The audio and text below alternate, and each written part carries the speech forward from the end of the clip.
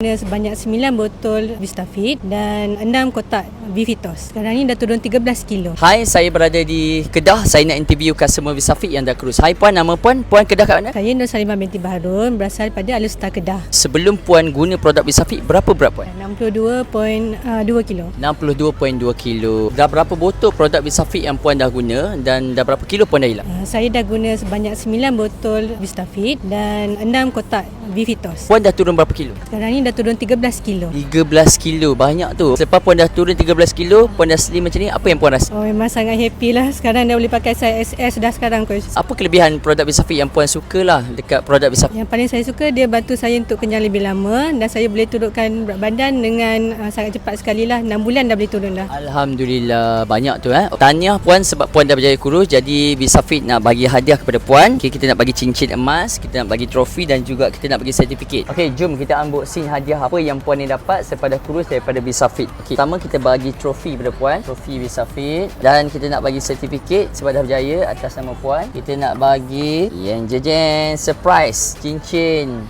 emas. Okey, so kita nak Puan buka dan Puan pakai dekat jari. Aku nak slim, aku nak Vista Fit. Tengok skala aku rasa penat. Perlahan.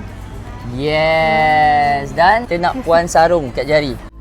Jom cuba Vista Fit. Memang tak ada bandingan dari yang lain. Hanya Vista Fit, rasa bergaya. Aku dah nampak berbeza. So, tanya kepada Puan sebab dah berjaya kurus. So, terima kasih sebab dah berjaya.